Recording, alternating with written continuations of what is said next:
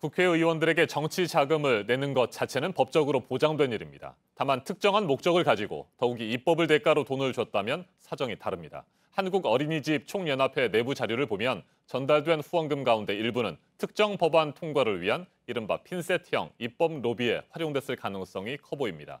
어린이집 관련 법안을 유리한 방향으로 이끌어내기 위해서 국회의원실과 직접 접촉한 정황도 담겼습니다. 이선화 기자입니다.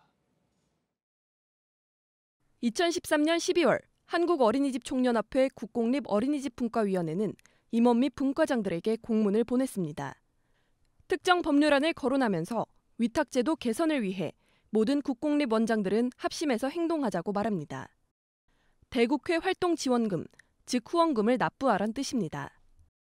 언급된 법률안은 같은 해 10월 당시 국회 보건복지위 소속 새누리당 류지영 의원이 대표 발의한 겁니다.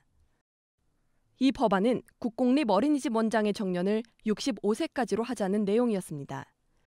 불리한 법안에 대해선 입법 저지에 나섰습니다. 김용익 의원 대표 발의 법률안에 대한 면담 결과라는 제목의 내부 보고서입니다. 당시 복지위 소속 민주당 김용익 의원은 국공립 어린이집의 비리를 막기 위해 위탁을 개인이 아닌 공익법인으로 하자는 내용의 법안을 대표 발의했습니다. 김 의원 역시 한어총의 후원금 대상이었는데 면담 보고서에는 해당 법안을 상임위에 상정되지 못하게 하자면서 상정될 경우 새누리당 차원에서 부결시키도록 추진하겠다고 돼 있습니다. 어떻게든 법안을 폐기시키자는 겁니다. 괄호 안에는 당시 여당 의원실이 협조할 거란 문구도 있습니다.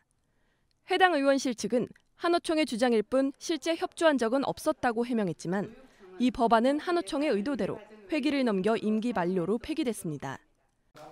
김 전 의원은 후원금에 대해선 기억이 없지만 한어총이 당시 보좌진을 통해 법안 관련한 항의를 했다면서 그럼에도 불구하고 법률안을 통과시키려고 했지만 결국 폐기됐다고 말했습니다.